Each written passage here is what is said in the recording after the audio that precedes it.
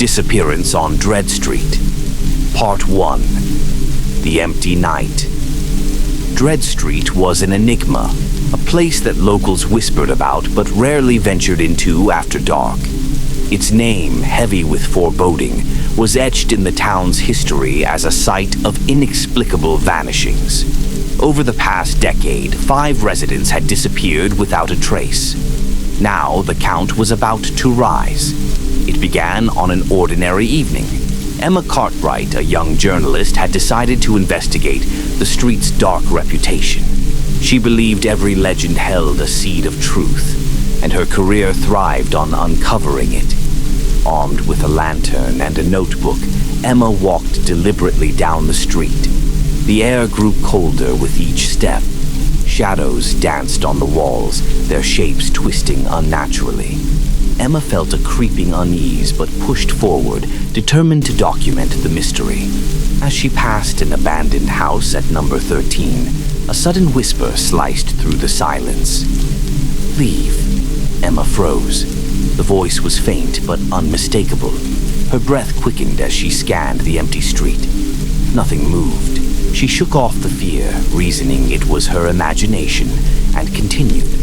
But as she approached the end of the street, her lantern flickered violently and went out. The darkness was absolute.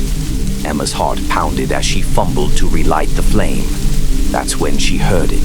A soft, rhythmic tapping like footsteps, growing louder behind her. "Who's there?" she called, her voice trembling. There was no answer, only the tapping, now closer.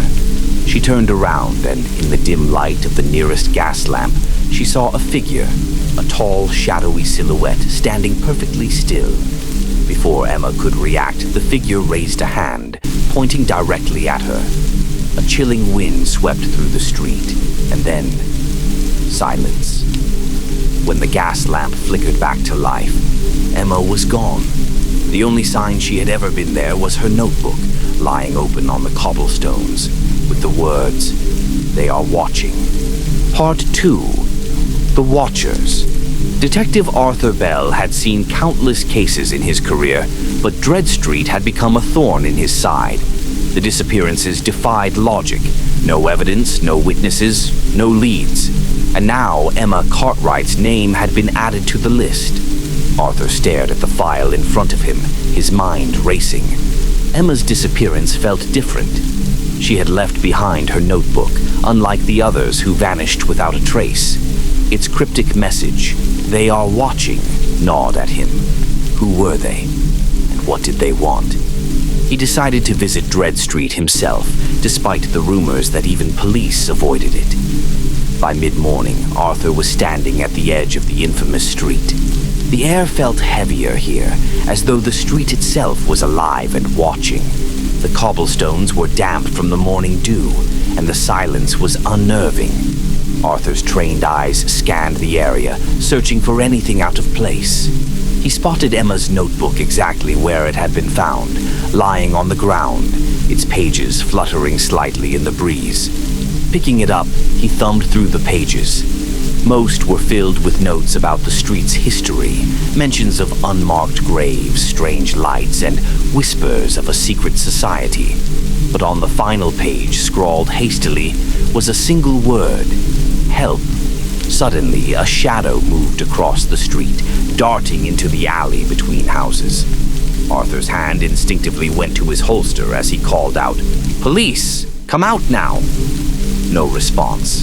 He cautiously approached the alley, the hairs on the back of his neck standing on end. The narrow space was lined with old bricks, their surface cracked and weathered. At the end of the alley, he found something chilling, a series of symbols etched into the wall. The markings resembled an eye surrounded by concentric circles. Beneath it, the words, "The Watchers see all." Arthur took a step back, his pulse quickening. The stories about the street began to feel less like folklore and more like warnings. Before he could process what he had found, a soft voice whispered behind him, "Detective." He spun around, gun drawn, but the alley was empty. The whisper came again, this time from the other end of the alley. "Detective, leave while you can." Arthur's instincts screamed curiosity and determination kept him rooted. "Who's there?" he shouted into the empty street. The reply was chilling, spoken in a voice that seemed to echo from everywhere at once. "You're already too late." The gas lamps lining the street flickered, and the alley plunged into darkness. When the light returned, the symbols on the wall had vanished, leaving behind only smooth, unmarked brick. Arthur knew one thing for sure. Dread Street was hiding something, and he was going to find out what it was. Part 3. The Vanishing Threads. Detective Arthur Bell had spent the night combing through archives, looking for connections between Dread Street's disappearances. The symbols he had seen in the alley haunted his thoughts. They were unlike anything he had encountered before, and their ominous warning echoed in his mind. The Watchers see all. The local library was his next stop. Its records stretched back centuries, chronicling the town's rise and its darkest secrets. After hours of searching, Arthur found a brittle, leather-bound journal titled The Secrets of Dread Street. It had been written by a man named Elias Grayson, a historian who had lived in the 1800s. Flipping through the yellowed pages, Arthur found entries detailing the street's sinister past. Grayson wrote of a secretive group known as the Watchers, rumored to have controlled the town from the shadows. According to the journal, they performed rituals on Dread Street, believing the location was a gateway to another realm. One passage stood out. The Watchers leave no trace, no evidence of their presence, save for the eyes. Those who see them are marked, their fates sealed. The street devours the marked, and they are never seen again. Arthur's stomach tightened. The symbols he'd found in the alley matched the ones sketched in the journal. If the legends were true, Emma had been marked, and now he might be too. As he read further, a librarian approached, startling him.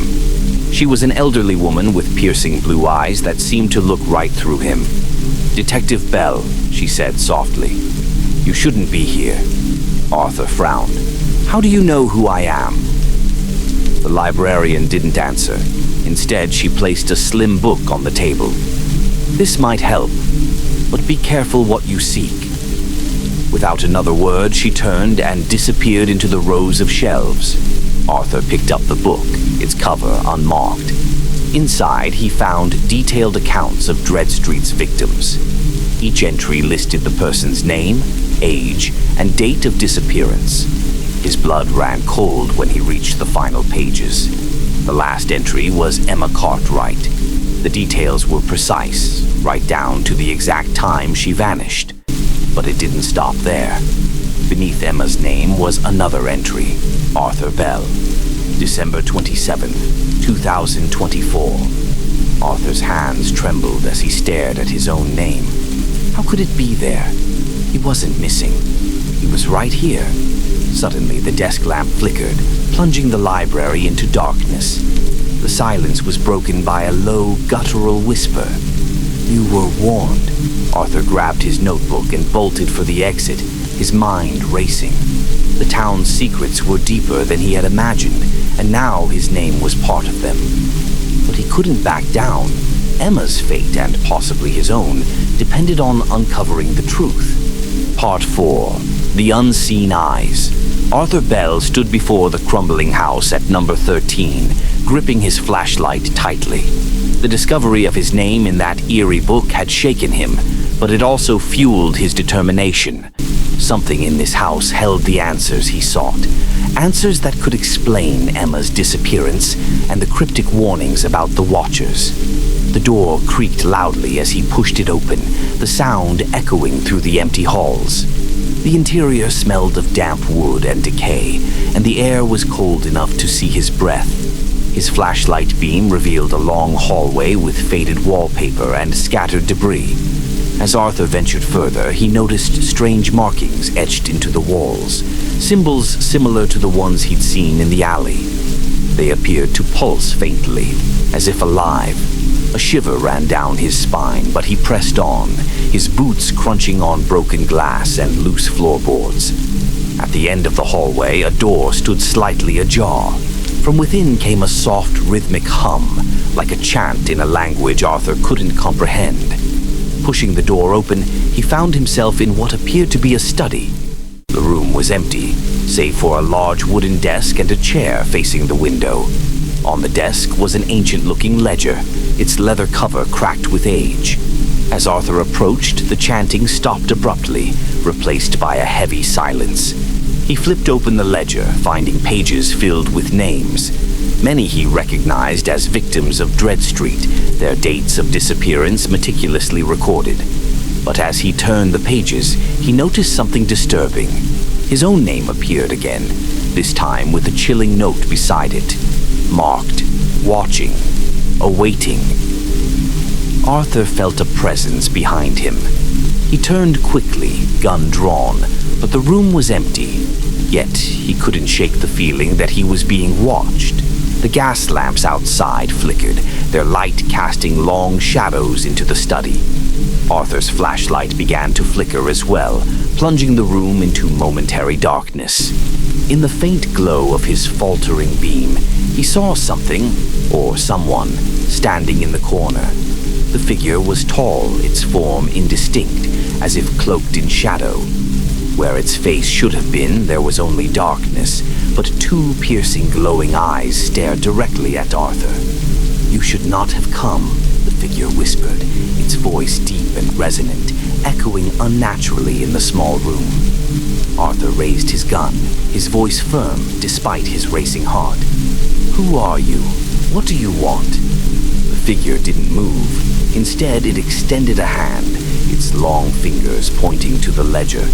The pages began to turn on their own, faster and faster until they stopped on a blank page. Slowly, words appeared, written in a dark, inky script. "Leave now or join the vanished." Arthur backed away, his instincts screaming at him to run. But just as he reached the doorway, the figure stepped forward. Its eyes burned brighter, and the air grew suffocatingly cold. "You've seen too much," it said. "Now you belong to us." Before Arthur could react, the door slammed shut, trapping him inside. The room plunged into total darkness, and the last thing he heard was the faint whisper of 100 voices saying in unison, "The Watchers see all." Part 5. Into the Abyss.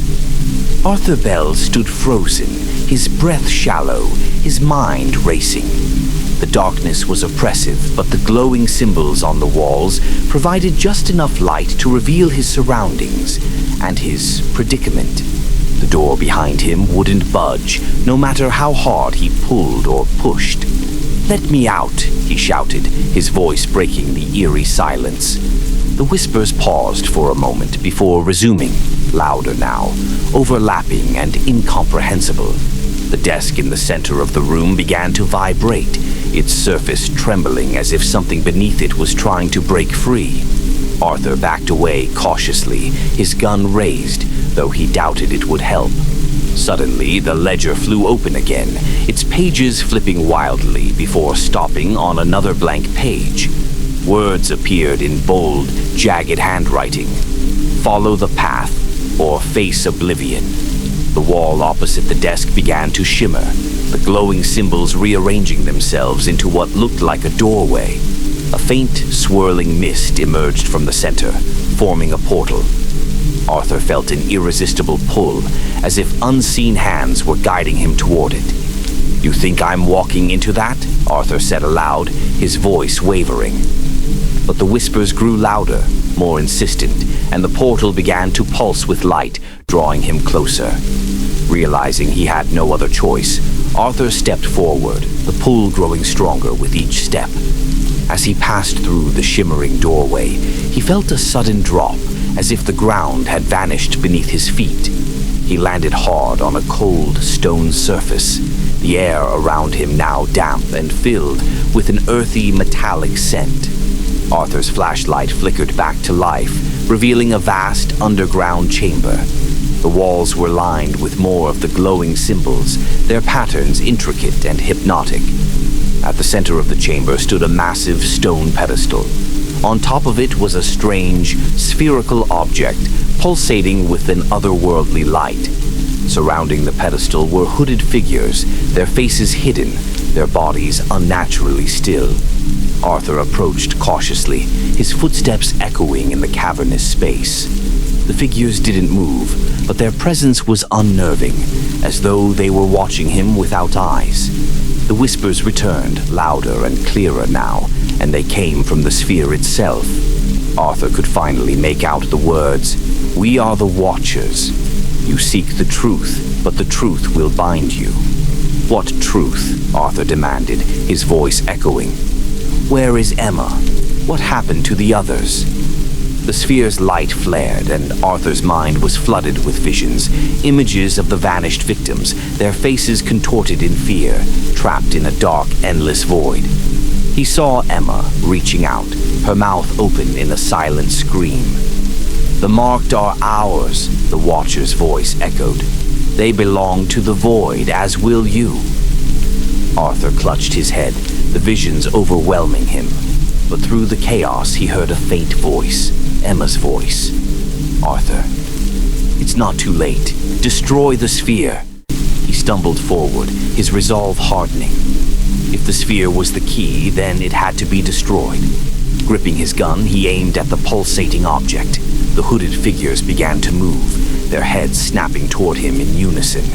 The whispers turned into a deafening roar as they advanced, but Arthur didn't hesitate. He fired. The chamber erupted in blinding light, the force of the blast throwing Arthur backward. The last thing he heard before blacking out was the sound of shattering glass and a single anguished scream. Part 6. The Shattered Veil. Arthur woke to silence, a silence so profound it pressed against his ears like a weight. The air was cold and thin, and as he opened his eyes, he realized he was no longer in the chamber. Around him stretched an empty, colorless expanse, the ground beneath him shimmering faintly like fractured glass. He sat up, his head pounding, his memory a fragmented blur. The last thing he remembered was the explosion, the blinding light, and the scream that seemed to split the air itself. But now there was nothing, no sound, no sign of the hooded figures or the sphere. Arthur reached for his flashlight only to find it shattered, its remnants scattered on the strange surface. "Where am I?"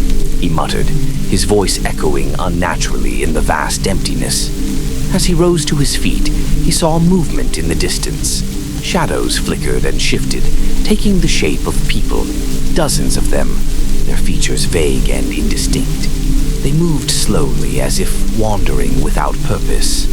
"Emma," Arthur called out, his voice trembling. One of the figures stopped and turned toward him. Though its face was obscured, he felt its gaze pierce through him. "Arthur," the figure whispered, its voice a haunting echo. It was Emma. Her form flickered like a dying flame, but her voice was unmistakable. Arthur ran toward her, desperation fueling his steps. "Emma, what is this place? What happened?" "This is the Veil," she said softly. "The space between worlds. The Watchers trap their victims here, feeding on their fear and despair." Arthur's stomach twisted. "How do we get out?" "There has to be a way." Emma shook her head, her form growing dimmer. "The Veil has no doors, no escape. But there is one chance." "What is it?" Arthur demanded, his voice rising. "The Watcher's power comes from their connection to the sphere," she explained. "You shattered it, but its fragments are still here, anchoring them to this realm. If you destroy the shards, their hold will weaken. But be warned, they won't let you succeed." As if summoned by her words, the emptiness around them began to change. The ground cracked and trembled, and the ghostly figures turned their attention to Arthur. Their indistinct forms twisted and contorted, their whispers growing louder and more menacing. "They're coming," Emma said, her voice urgent. "You have to find the shards before they do." Arthur's hands clenched into fists. He had no weapons, no flashlight, only his determination to save Emma and end the Watcher's reign. "Where are the shards?" "They're hidden in the void," Emma said, her voice fading. Follow the light and don't stop running." Before Arthur could ask more, Emma's form dissolved into the air, leaving him alone once again. The whispers grew into a cacophony, and the shadows began to close in. In the distance, a faint glimmer of light appeared, a fragment of the shattered sphere. Arthur sprinted toward it, the ground beneath him shifting and cracking with every step. The shadows pursued him, their shapes growing sharper, their whispers turning into screams. Reaching the shard, Arthur grabbed it, feeling its cold, sharp edges bite into his palm. The moment he touched it, the void trembled, and the shadows recoiled briefly. But the reprieve was short-lived. The Watcher's voices thundered through the emptiness. "You cannot destroy us, Arthur. You are one of us now." Arthur gritted his teeth, holding the shard tightly. "Not yet," he muttered, running toward the next glimmer of light.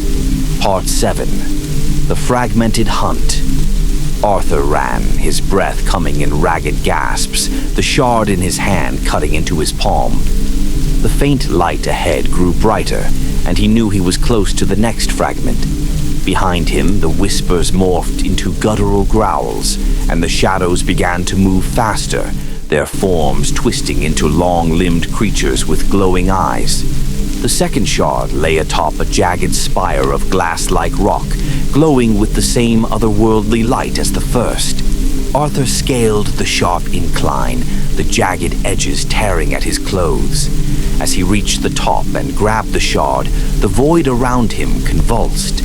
A piercing scream erupted from the creatures behind him, their collective rage shaking the ground. Arthur scrambled down, clutching the second fragment tightly.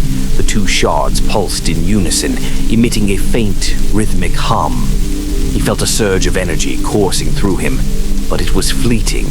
"You think you can destroy us?" The Watcher's voice boomed, echoing through the void. "You are but a speck in the infinite." Arthur ignored the taunt, scanning the horizon for the next glimmer of light. There, far in the distance, another shard flickered like a dying star. He tightened his grip on the fragments and began to run again. The ground beneath him shifted violently, and Arthur stumbled, barely catching himself. The shadows were closer now, their grotesque forms more distinct. Some crawled on all fours, while others hovered, their hollow, glowing eyes locked onto him. Arthur reached the next shard, this one embedded in a pool of dark, viscous liquid. Without hesitation, he plunged his hand into the icy substance, pulling the shard free. The liquid rippled violently, and a towering figure rose from its depths. It was one of the Watchers, its form immense and horrifying. Its body seemed to be made of the same liquid, constantly shifting and reforming. Its face, or where a face should have been, was featureless save for two burning eyes. "You cannot escape the veil," it said, its voice resonating like a thunderclap. "Surrender and your suffering will be brief." Arthur didn't answer. Instead, he combined the three shards, holding them tightly as their energy intensified.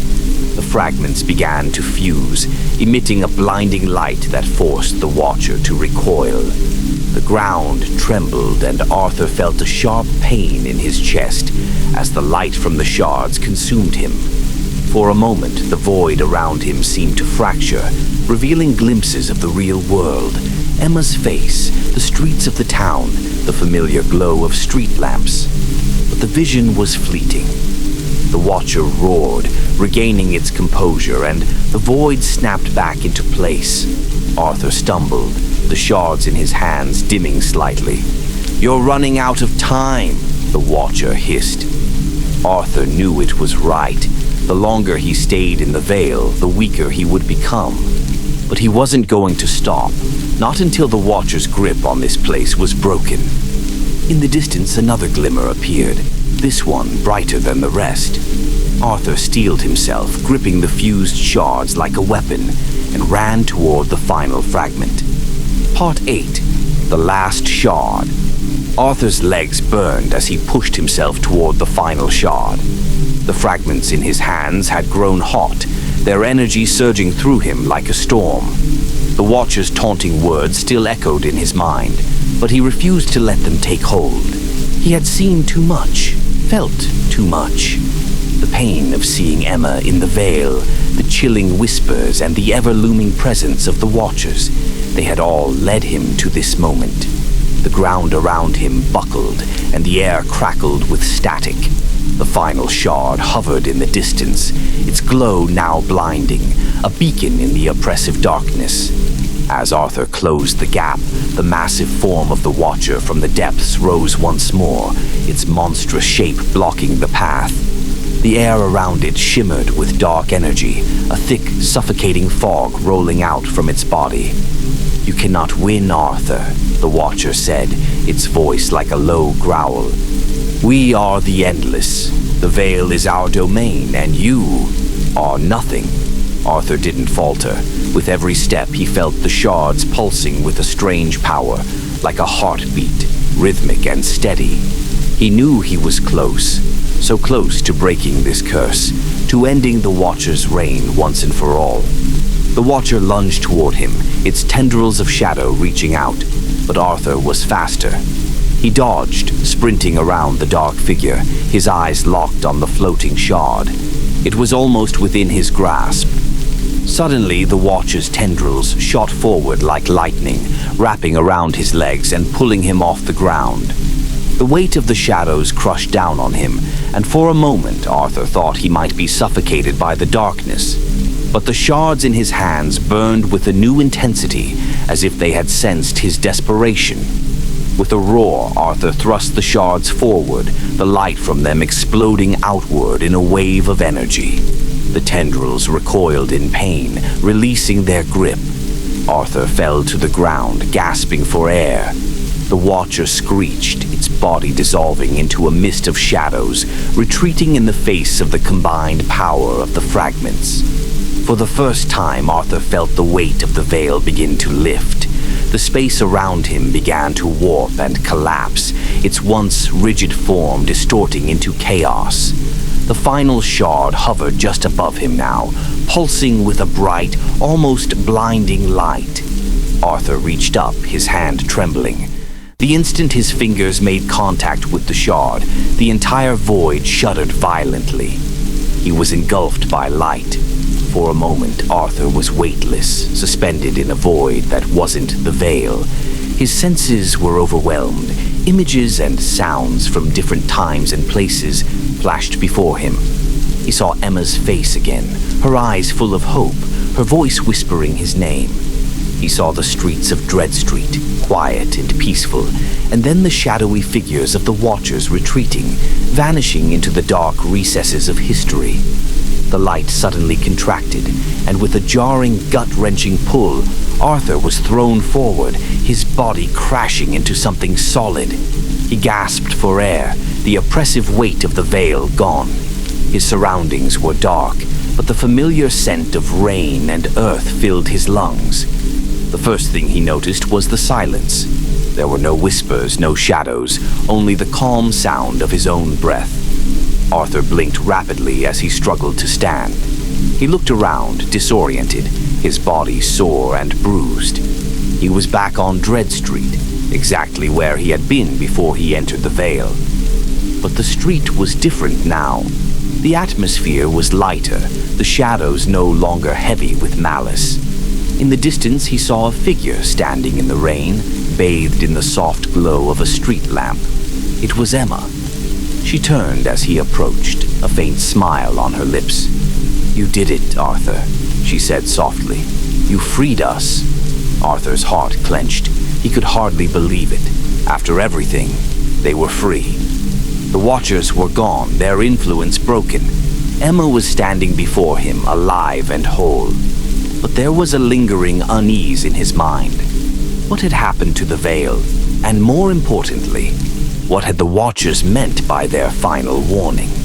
"Are you ready to go home?" Emma asked, her voice gentle, but her eyes holding something deeper. Arthur nodded, but as he looked at her, he couldn't shake the feeling that something had shifted, that not all was as it seemed. The Watchers were gone, but their legacy was far from forgotten. Part 9. The echoes return. Arthur took a deep breath, trying to ground himself in the reality around him. Emma was standing before him, alive, her features bathed in the soft light of the street lamp. Everything felt so ordinary, so quiet, but his mind was racing, the lingering shadows of the veil still clinging to his thoughts. "We're free," Emma whispered, her voice still soft but carrying an undercurrent of disbelief. "It's over." Arthur nodded, but something gnawed at him.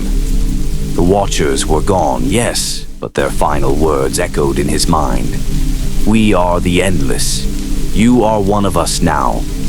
He turned his gaze down the street, past the familiar houses, the shop windows glistening with the sheen of rain, and toward the place where the veil had once opened. It was all normal, too normal. "Something doesn't feel right," Arthur muttered, his voice barely audible. Emma's eyes flickered, a shadow crossing her face. She stepped closer to him, taking his hand gently. "Maybe you're just tired, Arthur. Maybe we both are." But Arthur knew it wasn't just fatigue. The Watchers' presence, the sinister power they wielded, still felt like it had seeped into the world around them.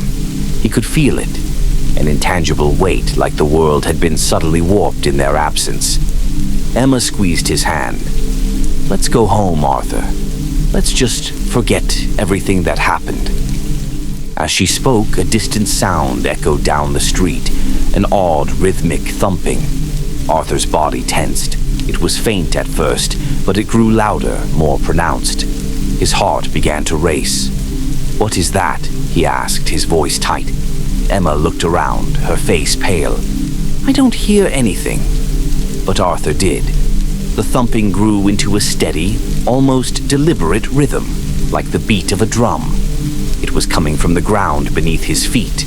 The street itself began to tremble, a subtle vibration beneath the asphalt. He could feel it, the familiar pulsing, as if the earth itself was breathing. "Arthur," Emma's voice trailed off, her grip tightening on his hand. Her eyes were wide with fear, her earlier calm now gone. "Arthur, I don't..." Before she could finish, the ground cracked open. It wasn't a natural crack. The asphalt split apart in jagged lines, glowing with an eerie violet light. From the fissures, something began to emerge, shadows, long and twisting, stretching out like fingers reaching for the sky. Arthur took a step back, pulling Emma with him. "No, this can't be." The shadows reached out faster, growing thicker and denser, swirling around the cracked earth. And then, out of the darkness, came the faintest sound, the same whispers, low and haunting. "We are the Endless. The veil is never truly gone. It waits." Arthur's stomach dropped. The Watchers hadn't been destroyed. They had only retreated into the depths of the earth. Their reach had never truly ended. The veil wasn't a place, it was a force, and it had followed them back into the real world. Emma let out a choked scream as the shadows surged forward, wrapping around them like ropes, pulling them toward the crack in the ground. The air was filled with a cacophony of whispers, rising into a deafening roar. "Arthur, help me!" Emma cried, her voice strained. Arthur didn't hesitate. He grabbed her, pulling her away from the shadows, but the force was too strong. It dragged them both toward the fissure. The ground beneath them collapsed entirely. The world dropped out from under them, and in the next instant, they were falling into darkness, the whispers and the violent pull of the shadows consuming them once more. As they plummeted, Arthur caught one last glimpse of Dread Street above, a place that had once felt like home, now swallowed by the infinite void beneath them. And as the darkness closed in around them, Arthur understood the terrifying truth. The Watchers were not bound by the veil. They were the veil. The endless cycle had begun again. Part 10, the eternal cycle.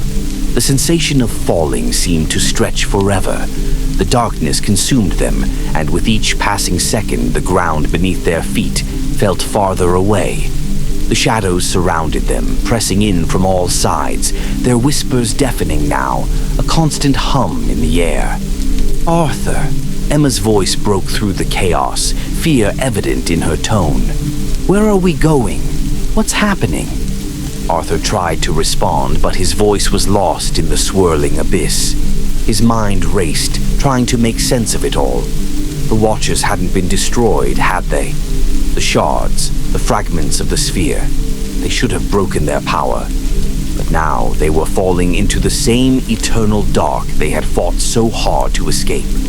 He reached out for Emma, his hand brushing hers in the darkness. The touch grounded him for a moment, but only for a brief second. The dark energy pressed against them, a constant, overwhelming force. And then, as if the universe itself had decided to answer their plight, the faint light ahead grew brighter. It wasn't much, just a tiny pinprick of light in the sea of black. But it was something. It was a chance. "Hold on," Arthur whispered, his voice barely audible. "We need to reach that light." Together they reached out, struggling to move against the oppressive pull of the shadows. The light flickered and danced like a flame in a storm, its warmth beckoning them. With every ounce of strength left in him, Arthur pulled Emma forward, the swirling darkness threatening to swallow them whole with each passing second. The whispers grew louder, more frantic, as if the Watchers knew they were nearing their goal. "You cannot escape. We are always here. You are one of us." The words were a constant presence, a reminder that the Veil was not just a place. It was a state of being. It was the boundary between life and death, reality and illusion. And in this place there was no escaping the endless cycle. But they had to try. They had no choice. As they neared the light, the ground beneath them shifted, the void seeming to stretch and warp. Arthur felt his heart racing as they neared the source of the light, a shimmering, ethereal force. The pull of the shadows was relentless, but the light grew brighter still. And then, with a final, desperate leap, they broke free. The world around them shattered into 1,000 pieces. The darkness split apart, giving way to a blinding light that engulfed them both. The whispers faded into nothingness. The shadows vanished as though they had never existed. For a moment, there was nothing. No sound, no vision, just a pure, unbroken silence. Then, slowly, the world began to form around them. The light dimmed, and the familiar shape of Dread Street returned, though it was now bathed in a soft golden glow.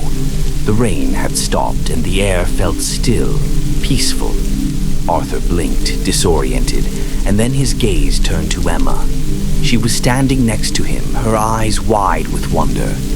"We're back," she whispered, disbelief in her voice. Arthur looked around, his heart pounding in his chest.